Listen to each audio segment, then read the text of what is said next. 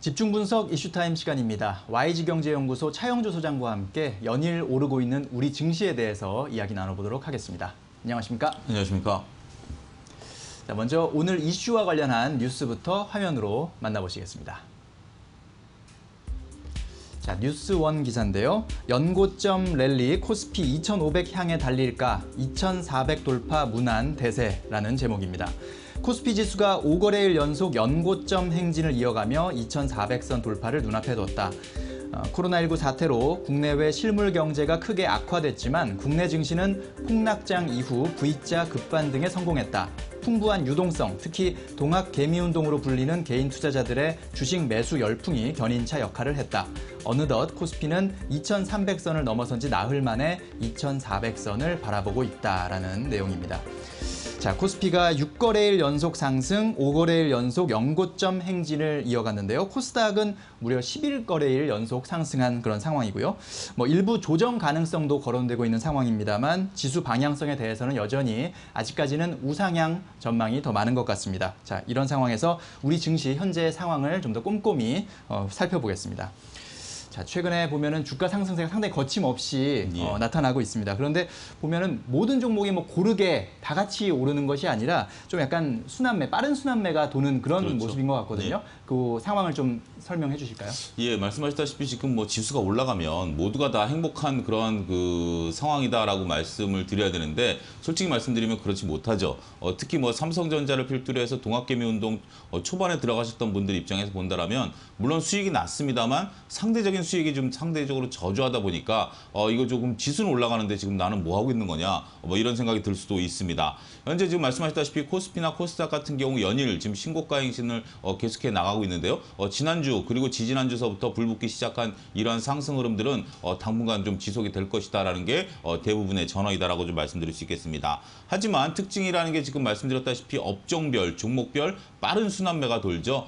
특히 초반에는 어떤 테마주들이 좀 올라가고 언택트들이 좀 올라가는 모습들을 좀 보이긴 했었습니다만 지난주 중반서부터는 언택트들이 좀 쉬워지면서 중후장대 산업이라고 불리우는 자동차라든지 2차 전지라든지 이런 것들이 조금 올라가는 그런 모습들 좀 보여주고 있죠. 하지만 어제 같은 경우 또 2차 전지도 쉬어주고 있고 제약바이오도 쉬어주고 있으면서 정말 정신이 없을 정도로 이렇게 빠르게 순환매가 좀 돌고 있습니다.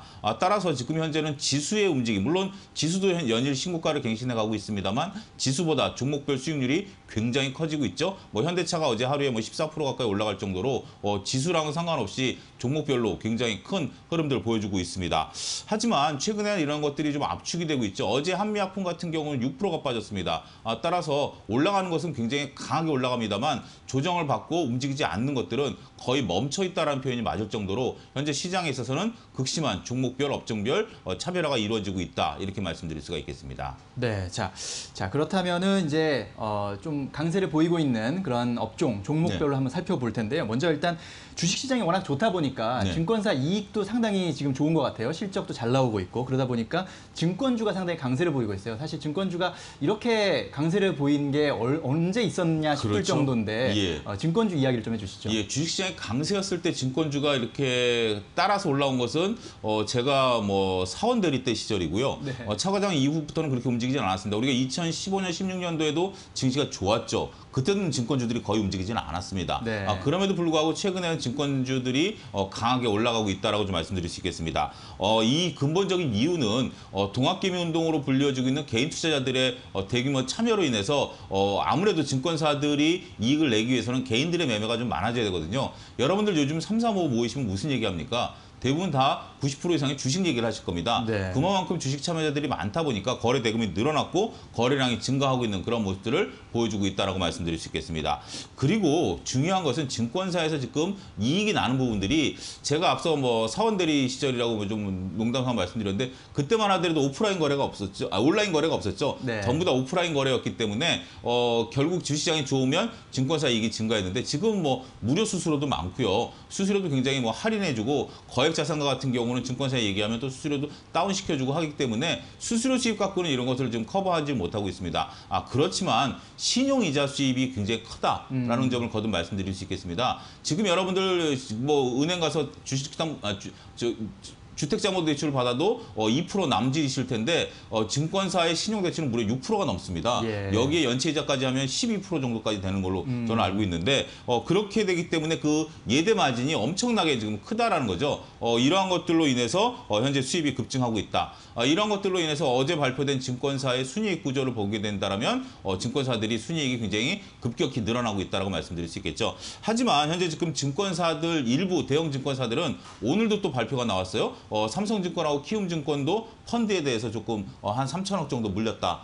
이런 얘기들이 나오고 있기 때문에 대형 증권사들 같은 경우 펀드에 대한 대손 충당금을 설정해야 되지만 중소형 증권사들 뭐 키움이 좀 들어가서 좀 의외인데 키움을 제외하고 나머지 뭐 유진투자증권이라든지 메리츠 투자증권이라든지 이런 쪽들 같은 경우는 상대적인 메리트가 더 있다. 이렇게 좀 말씀드릴 수가 있겠습니다. 네, 그렇군요. 신용융자에 대한 네. 이자 수입이 상당히 늘어났다. 그렇습니다. 이런 부분. 그러니까 이자가 높은데도 이렇게 신용융자를 많이 받는 걸 보면 참 많은 투자자들이 정말 적극적으로 투자에 임하고 계시는구나 그렇죠. 싶다가도 6% 내고 내가 그 연간 6%니까 예. 6% 내고 내가 한 달에 10%만 나도 남는다라는 계산인데 글쎄요, 뭐 쉽지 않은 그러니까 그런 너무 부분이죠. 과도한 약간의 그렇습니다. 좀 무리한 투자는 조금 지양해야 되지 않을까 맞습니다. 싶은 생각이 듭니다. 예. 이게 무리해서 하다 보면 조급하게 되고 조급하다 보면 잘못된 판단을 자칫 할 수가 있거든요. 그게 핵심입니다. 그런 예. 부분들 좀 조심하시면 좋겠고 네. 증권사 분들께서는 이제 개인 투자자분들이 이렇게 많이 참여하면서 실적도 좋아졌으니까 네. 우리 개인 투자자들을 위해서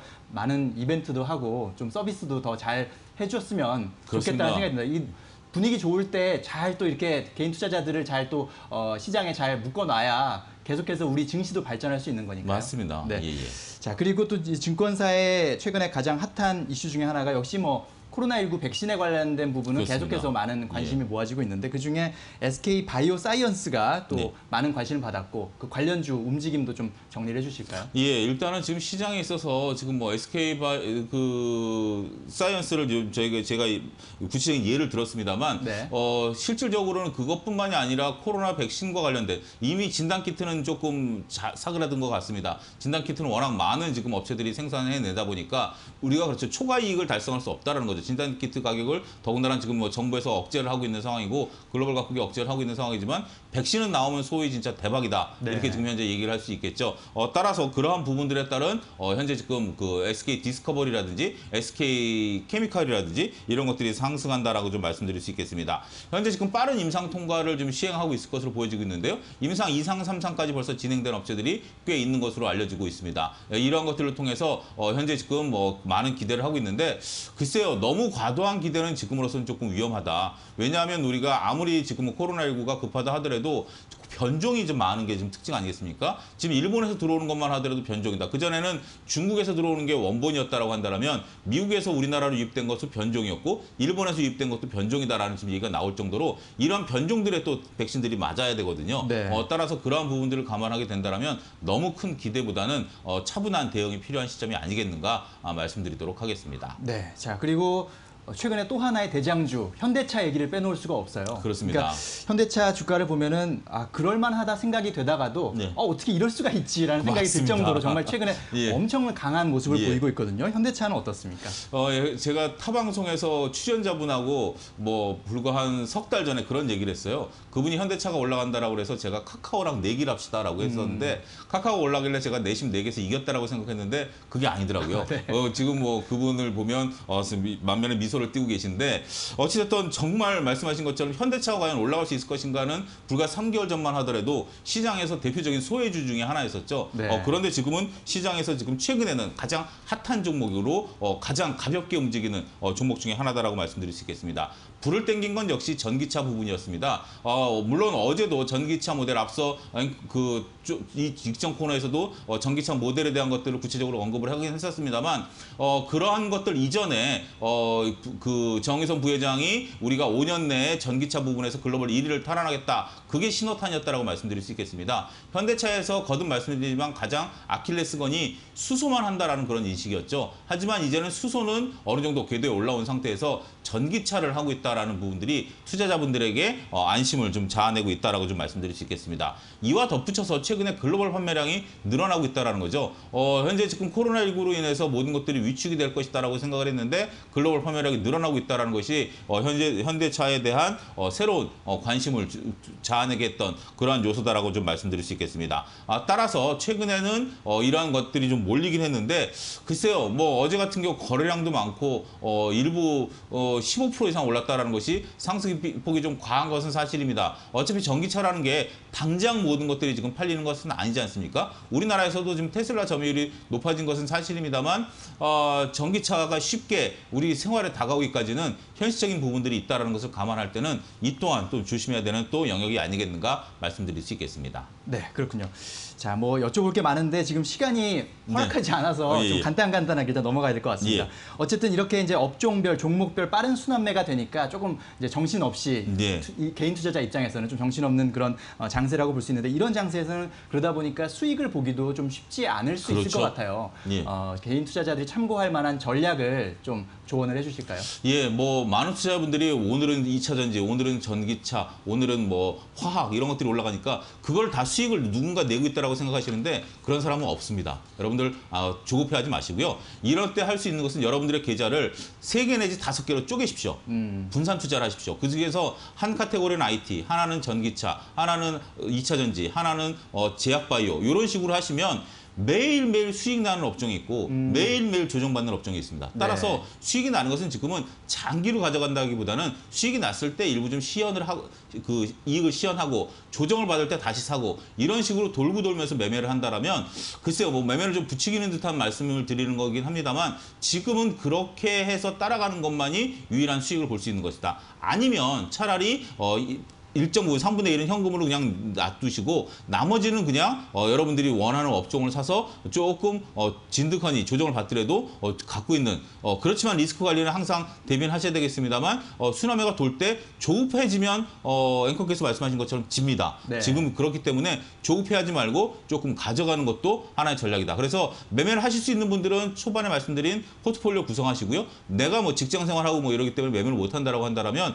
조급한 마음 대신에는 좀 기다리는 매매 이런 것들이 필요하다라고 말씀드릴 수 있겠습니다. 네, 그렇군요. 자, 분산 투자가 역시 저희 뭐 굿모닝 일부에서 항상 매번 이제 강조드리는 게 분산 투자인데 예. 분산 투자를 통해서 이런 빠른 순환매 장세를 이겨낼 수 있었으면 좋겠습니다.